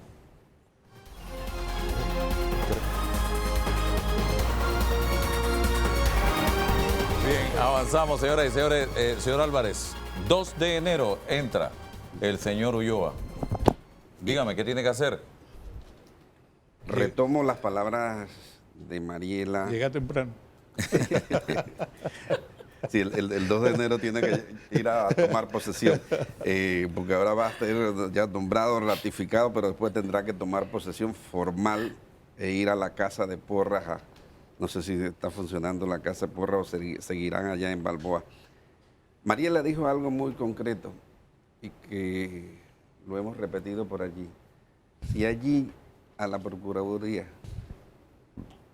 en enero del 2015 hubiese llegado alguien de partido político o vinculado a alguna amistad del presidente, no hubiese hecho lo que hizo la licenciada Kenia Porcel, y hay que reconocérselo. ¿Qué espero yo entonces? Que Ulloa siga en ese mismo camino, pero a todos aquellos que la comunidad señaló y dijo, por eso pensamos que hay justicia selectiva. Entonces, que los llame para que se acabe ese mito de la justicia selectiva, de que a unos sí y unos no. Y yo directamente se lo decía, y el señor el médico Lazo, ¿cuándo? Porque en un caso es coima y en otro caso es donación. Entonces, ese caso, en el ambiente de percepción pública, le hizo mucho daño. Que ahora sí Yo tengamos espero- caiga quien caiga, de verdad. Yo espero que ahora de verdad caiga quien caiga, y el que es culpable que pague en la cárcel, y el que no, que sale inocente, bueno, que se quede en su casa. Qué bueno. Mira, no, pero no es que bueno, mira, Víctor, Vamos, que no hay mucho tiempo. en mis 43 años que cumplo en marzo, ¿De edad? De edad, no. de ejercicio de la profesión, Sí, que yo estaba ahí hace años. Jamás, y eso no es 43 años, jamás no, un lo cliente conozco hace 43. que se siente algo culpable, dice vamos a audiencia, dice échale polvo, diluye, presenta recursos, mete recursos, vamos, eso es el que está lo suficientemente confiado en su inocencia dice vamos a la audiencia enseguida para salir de esto. Entonces esa es la gran diferencia. Por eso la justicia se atora, se atasca por la cantidad de recursos. Entonces no seamos mezquinos y digámoselo a la gente que eso hay que cambiarlo también. ¿Hay que reformar leyes, señor Álvarez? Definitivamente. Mira, aquí se habló, dice que creo que fuiste tú, que vamos a patentizar el método famoso ese. ¿Tú sabes para dónde lo quiero llevar? A Chiriquí. No. No fue Nosotros- él, no fue él, no lo culpe. Fue- ¿Tú sabes para dónde lo quiero llevar? Nosotros vamos a hacer desde que se instale la Comisión Nacional de Reformas Electorales, miembros. Pero ¿por qué le tenemos que pedir a los colegas que autoricen si tienen una boleta de tránsito, que le revisen su cuenta? Y a los políticos, ¿por qué no pedimos eso mismo Paisalvo Morales, antes llamo de yo. ser candidato? ¿Por qué no se lo pedimos? ¿Por qué no lo Paisalvo ponemos en la Morales. ley? Si no para tiene que no pensión de alimentos. si no tiene procesos pendientes. Así es. En el colegio tienen que llevar si ha sido no, por lo menos una denuncia por falta de la ética. Todo eso lo tienen que llevar. ¿Por qué a los políticos? ¿Tiene libreta de lotería? Bueno, No, porque ahora ya no se puede. Entonces, ¿con qué autoridad moral un señor diputado que está siendo procesado va a calificar la moralidad o la conveniencia de un procurador o de un magistrado, de un suplente magistrado, que ha pasado no solamente ese filtro fuera de la ley, pero que la gente ha aplaudido? Vamos a ponérselo también a los políticos. Vamos a ponérselo también. ¿No estás de acuerdo? Sí, Vamos a ponérselo a políticos. Claro, por supuesto. Así que, mira, se nos ha ido, pero yo sé que ya se está acabando el tiempo. El nombramiento de Ulloa manda un mensaje de retos y de esperanza. Pero el 2 de enero, cuando se reúnan los 9 magistrados de la Corte, con los otros 2 que van a llegar, escogen al presidente de la Corte. Y ese nombramiento también va a mandar un mensaje de lo que queremos para la justicia en los próximos ¿Queremos años. seguir en lo mismo o queremos transformar Y la creo justicia? que va a ser uno de los nuevos. A ver, 2 de enero, 2 de enero. cambios, transformaciones, no te preocupes. Reformas a la ley. Ledesma, no te preocupes, te voy a dejar todo el tiempo. A ver. Gracias. Mira, el 2 de enero llega Eduardo Ulloa a la Procuraduría. Nosotros tenemos que saber que existen nombramientos de libre remoción, que son los que él tiene que llevar consigo. ¿Sí? Sí. Subsecretario general, el subsecretario, Recursos humanos. sus asistentes, tal vez recursos humanos, ¿sí? Esos son los cambios que él debe hacer rápido, urgente y que sean muy buenos. Pero no esperemos ni le pidamos al procurador que llegue a votar fiscales. Estoy de acuerdo. Eso no puede ser. Eso crea mayor inestabilidad. Ahora, quien pide eso pareciera que en el fondo no ha pensado que un proceso es una institución. Pequeña, pero lo es. Hay gente pidiendo la horca de algunos No. fiscales. Señores, un proceso es una institución. ¿Y por qué la gente dice que se cayó tal proceso? Porque se llevó mal la institución, el procedimiento se llevó mal. Entonces tú no puedes llegar como procurador a decir, ustedes fiscales han hecho las cosas mal, todos se van. Eso no se puede. Empezando que muchos de esos nombramientos no son de libre remoción. Hay que hacerles un proceso. ¿Por qué? Porque los cambios tienen que irse dando en la medida que el señor Ulloa se vaya empapando en cada uno de los procesos y vaya pidiendo informes, ¿no? Y se vaya dando cuenta si el fiscal que estaba a cargo de esa investigación fue o no competente, fue diligente o no lo fue, y en qué falló, para entonces hacer los cambios, pero que detrás de ese cambio haya una persona que conozca del proceso, porque no llegar borrón y cuenta nueva y vamos a entregarle todos esos procesos complejos, ¿no? En manos de inexpertos, que tampoco eso es lo que quieren, lo que quiere la población. Lo otro que quiero dejar claro en la mesa para el televidente es el siguiente. Mire, el señor Ulloa igual va a quedar mal que el resto de los procuradores, es que los procuradores nunca quedan bien, ¿sí? Porque ellos tienen que llegar a hacer un trabajo bastante complejo y duro. Y a tomar decisiones que afectan a uno y Claro. benefician a otro, o que benefician a uno y afectan al otro. Ahorita están odiando a las procuradoras que llevaron los casos anteriores, quienes Los que se afectados. sintieron afectados. Y la están aplaudiendo aquellos que dice Toto Álvarez que no los tocaron.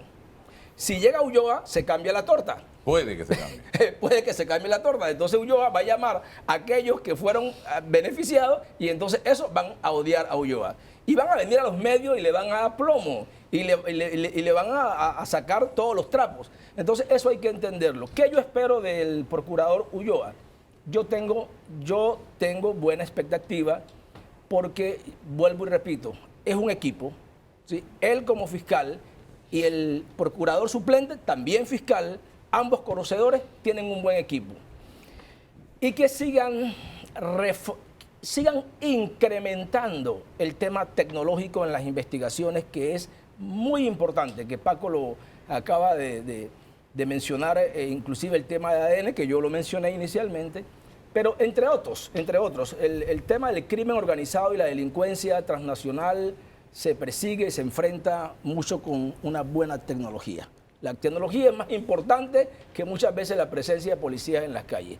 Así que yo espero, en realidad yo espero que el procurador llegue a darle tranquilidad y estabilidad a la institución, ¿no? Y que haga sus cambios, tiene que hacerlos. pero que no sean cambios traumáticos. A ver. Mira que le dejé todo el tiempo. No es, estimada no es dama. que hay mucho tampoco. No es que mucho tampoco, no invente. Óigame, yo lo primero que creo que el procurador Ulloa no debe hacer caso de esos gritos de la gente que ahora quiere mimetizarse con lo que está pasando. Abogados y maleantes que ahora quieren decir que ellos no fueron y que fue culpa de Kenia Porcel porque Santos. salió en los Varela Leaks. Hay Santos. Sí, sí, sí. Entonces, oye, la gente es más inteligente que eso, se lo digo a los abogados y se lo digo a los agoreros esos que están allá ahora pidiendo la cabeza y diciendo que hay un montón que ahora son inocentes porque Kenia hablaba con el presidente. No, no, no, no, no. Ahí no está la cosa. Hay que seguir administrando justicia, no hay que dejarnos marear y nosotros los ciudadanos formarnos criterios. Dos, para mí el trabajo más importante, yo coincido mucho en eso con el colega, es que deben tecnificar el ministerio, deben capacitar al personal, tiene que pelear por un buen presupuesto, porque en la medida en que usted tenga un fiscal bien preparado y técnicas para trabajar, no se le caen los procesos, gana la justicia, gana la investigación. Entonces, ¿por qué se va y por qué hablaba Danilo de una rotación de funcionarios de 400 cuestiones por mes? Por año. Por año, perdón, porque la gente no se quiere quedar porque tú trabajas como un esclavo. Te pagan de a vaina y te pagan mal. Igual lo que haces, te asolean en la calle, te asolean en los periódicos. Entonces, tú tienes que crear una institucionalidad que permita que funcione sin importar quién es el procurador. Entonces, en ese sentido, creo que yo tampoco creo en la cacería de brujas y sabes que allá adentro hay gente buena, muy buenos profesionales. Y a mí díganme lo que quieran de esas fiscales de Odebrecht, han sido valientes como pocos he visto, que hicieron esto bien, que hicieron esto mal. Por eso es que yo quisiera que la Corte fallara ese amparo que está pendiente y dejar abierta la posibilidad de seguir investigando para ver si es verdad que va a salir más gente. Yo también lo quiero saber. Entonces, yo creo que no podemos los panameños esperar que el nuevo procurador llegue con una varita mágica a solucionar los problemas de la investigación, que es lo que hace realmente el Ministerio Público, sino simple y sencillamente estar allí para apoyarlo. Y yo confío que él es un hombre mesurado, manso, que va a poder con mucha inteligencia emocional. Bueno, yo no lo conozco tanto para saber esa parte, colega, pero lo veo como lo he visto desenvolverse como un profesional ecuánime, ¿me explico? Entonces yo creo que sin apasionamientos darle estabilidad a la institución. Bien, Danilo. Bien, ya la mesa ha sido muy abarcadora y le ha pintado... Entrada, plato fuerte y postre. Vámonos Exacto. pues, vámonos pues. No, no. Y le ha planteado un escenario al nuevo procurador bastante realista. Quiero adicionar un aspecto que forma parte de la realidad que está sobre la discusión pública hoy día y que estuvo en la antesala del programa porque se discutió aquí antes. Yo la traía en la mente como algo que quería tocar como uno de los retos que va a enfrentar. El sistema penal acusatorio. Bien. El sistema penal acusatorio es una realidad que estamos viviendo, es una realidad institucional relativamente reciente para el área judicial más poblada, más llena de casos, pero ya lleva varios años desde el interior hacia acá, hacia la área metropolitana. Sin embargo, cuando tú oyes a actores institucionales, te das cuenta que hay insatisfacciones importantes y que hay engranajes, como que dientes de las ruedas del reloj como que no encajan con los espacios de otra rueda. Y yo he escuchado públicamente en noticieros críticas, observaciones, frustraciones, por ejemplo, de la Policía Nacional con respecto a lo que ocurre con el sistema penal acusatorio. He escuchado consideraciones de usuarios del sistema penal acusatorio y del público en general. De otro lado, también he escuchado posiciones que defienden el sistema penal acusatorio y que dejan ver el progreso que eso puede representar para el país. Lo cierto es que ya es un mecanismo de atención pública que merece una revisión desapasionada, una revisión fría, mejorar lo que haya que mejorar, quitar lo que haya que quitar y cambiar lo que haya que cambiar. Pero lo que no se puede es mantener a las instituciones en estado de disfunción o de desconexión con respecto a un mecanismo que se está utilizando para resolver cosas concretas de los ciudadanos. O sea, cuando tú te das cuenta de lo que ocurre a escala de Policía Nacional, tú dices, aquí hay algo que no está embonando, hay algo que no está encajando. Y este es otro reto que el nuevo procurador va a tener. Hacer que el sistema penal acusatorio sea un sistema que funcione con todos los actores con los que tiene que funcionar para que dé las respuestas a la ciudadanía que tiene que dar. Todavía no está claro y sus ventajas todavía como que están por producirse, por demostrarse y hacerlas entendibles al público. Hay un anteproyecto que lo está trabajando el Ejecutivo sobre reformas al sistema penal acusatorio. Sí, no sabía. Sí, sí. Escuché Lo estamos esperando. a voceros del gobierno hablar de eso. Y entendería que el Ejecutivo tuviera esa preocupación porque el Ejecutivo le prestan por proximidad institucional, ¿no? Le presta mucho oído a lo que ocurre acá a escala de la policía. No, y en realidad todos reconocemos, los litigantes, y no reconocemos que hay que hacer ajustes. Se han portado también, que tengo un par de minutos. Ah. Y usted trajo a colación el tema de quién, y Toto también, va a dirigir la Corte Suprema de Justicia a partir del próximo año, que debe haber una elección el 2 de enero. Por ahí escuché que pueden ser uno de los nuevos, puede ser de los 3 que nombró el presidente Cortizo, pero dentro de la estructura actual hay gente que dice que la licenciada Russo es una de las candidatas. Me gustaría. También Olmedo Arrocha puede ser otro de los candidatos que ha demostrado sensatez, cordura. Otro pudiera ser, y eso me lo dijeron la semana pasada, no lo ha salido a desmentir. Alberto. Ayú Prado está buscando los votos, Ayú todo el mundo Prado, lo sabe. que anda buscando los Y votos que hasta- para ser presidente por tercera Has olvidado vez. a Luis Ramón Fábrega. No, yo no creo que Luis Ramón, él está muy enfermo. Pero realmente está haciendo un gran ¿pueden esfuerzo en los trabajar ahí. nuevos ser candidatos a presidente inmediatamente tomen posesión? De poder pueden. El 2. Sí, en mi opinión sí, por supuesto que sí. Álvaro, mira, en la Y Corte... ojalá que alguien, alguno de los 9... De los nuevos, de los nueve. No, de los 9, Ajá. del resto de los... propongan a uno de los que entran como candidato a presidir la Corte, porque eso le da frescura a la institución, ¿no? ¿No? Mira, podemos tener aquí deseos. Estamos en el mes de deseo. Diciembre. Pero los que votan son 9 personas. Y en 9 personas la decisión de 5 es la decisión. Así es, así es. En la Corte todavía Pero de algo sí podemos... Tengo fe en que en esta ocasión no van a haber llamadas desde el Ejecutivo para pedir el voto para un candidato, cosa que sí se dio en el gobierno Exacto. 2009, 2014, La votación 2014, reciente de la 2019. Corte, el último, Mira, el en último la que ha Corte ocurrido, todavía se demostró que mantiene... Ayú todavía tiene poder. Sí. Ajá. Quedó con 5. En la Corte mantuvo la todavía, resolución. de esos que votan en bloque, quedan 5. Si ellos se ponen de acuerdo entre ellos escoger un candidato, no tengas la menor duda Ese es el que va que a ese va a salir. ser el presidente O de sea la que Corte. Russo y Sedalice pertenecen al bloque de los De 5. Ayú. Yo quería Exacto. aportar Han algo votado al respecto. juntos Yo quería en las aportar algo al ocasiones respecto. anteriores.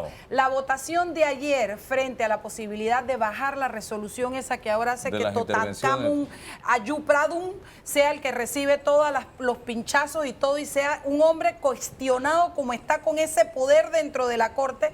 La votación de ayer me dijo 2 cosas. Sigue teniendo 5-4 porque para mi gusto, Mariela Ledesma, esta es mi opinión, ese acto de yo me Es abstengo lo de mismo. votar es un acto de cobardía, porque usted está de acuerdo o no está ¿Quién de se acuerdo. abstuvo? Se abstuvieron, De se León, abstuvo de León, Russo. no, Russo Russo y creo que Fábrega, votó, no, Russo, Russo Russo. se abstuvo, Fábrega. Sedalice votó a favor, Fábrega se A abstuvo. favor Ayú y Sedalice. Entonces, En tenemos contra ahora... estuvo la nueva López, Eugenia Díaz. Olmedo, Harry Díaz y Zamorano. Entonces yo creo que hay Ya, que saque la imprimirle cuenta. seriedad. 5-4. 5-4 sigue siendo, como dice Toto, la fórmula. Él los tiene. Y quiero que sepan que Ayú Prado está buscando los votos y Eso me dijeron podemos la semana amanecerlo. pasada. Lo que- Puede ser Y un detalle, ¿no? Yo que soy un consumidor de estadística, vivo de eso. Literalmente, compañero. Sí, literalmente. Desayuno, literalmente. almuerzo y cena. Desayuno, almuerzo y cena. El magistrado Zamorano tuvo un hábito que yo creo que debiera copiarse. y era publicar con cierta Oye, periodicidad belleza. Sí. todo lo que hacía. Es un Su informe. estadística, un ajá. informe. Lo está haciendo Arrocha en este momento. Debe también. ser una obligación. Exactamente. Mira, es más, yo quisiera Ese es nada un más indicador mencionarte para evaluar bien a un juez, a un magistrado. mencionarte un detalle. Ya nos Eh, rogamos porque hagan la lo Corte que- Suprema de Justicia en Panamá necesita una administración profesional, porque en el fondo Estoy de el acuerdo. presidente de la Corte Separado. deja de ser magistrado. para administrar la Corte. Una vez nosotros entramos, cuando estábamos en la audiencia en donde se decretó la detención y la extradición del presidente Martinelli, y entramos al salón del Pleno a esperar. Estaba el magistrado Ayú Prado, no te pego mentira, 2 pies de papeles que tenía que firmar, acciones de personal, nombramiento, y él Estoy de tuvo acuerdo que con mover Patricia en eso para que nosotros entráramos y estuviéramos en esa sala. Y entonces, de verdad, cuando yo veo ese pocotón de cosas que hay, a veces no entendemos. Por eso es cuando decimos un magistrado nuevo que llega a la Corte para ser presidente, es imponerle realmente, tú sabes, una tarea a alguien que no está familiarizado con la administración y con lo que le toca al presidente de la Corte. Yo creo que una de las medidas debe ser tener un administrador profesional que maneje todas estas cosas, que no sea necesaria vacaciones, licencias, traslados, la firma del presidente de la Corte. Entonces, cosas como esas que al final del día imponen una serie de obligaciones tan grandes que deja de ser, Y que no se Algo así escondan como- detrás de la obtención del algo voto, así como una que den oficina la cara, judicial. que Sí, justifiquen por por qué supuesto. no están de Funciona en el acuerdo. ¿Y sistema por qué se penal fue Carlos acusatorio. Cuesta? Yo creo que ya está cansado. Carlos tiene 30 años, 40, yo no sé ni cuántos ya de trabajar en el Ese órgano Pero hay gente ahí que no se judicial. cansa. Carlos Cuesta, pero él era, Bueno, pero él era hay secretario gente y hay general. gente. Estaba de magistrado en chiquitín, David. estaba Ajá, de- sí, parece- Acuérdate que presidente. Carlos Cuesta fue el fiscal Secretario- que investigó el tema del seguro social cuando vino el Secretario de desbarajuste, la ese Corte compañero por de muchos clase años. en el Desde la época de Endara entonces él estaba él renuncia, ahí. cuando Rafael Rodríguez renuncia, él también renuncia, pero era el fiscal a cargo del famoso caso Seguro Social. En el, Estuvo en la 90, Corte. en el 90 él es designado secretario general de la Muchos Corte. años, muchos Él, años. él, como nosotros, es chiricano, compañero del Félix Olivares, entonces Buena claro, él gente se como fue. nosotros. Sí, me imagino que ya está cansado. Bien, ahora sí se acabó el tiempo. Nos dio hasta para el bochinche, ¿viste? Bien, se acabó el tiempo, Hasta señoras y recordar señores. que Carlos Gracias investigó el por Seguro la Social. atención dispensada. El próximo domingo, si Dios lo permite, estaremos con ustedes.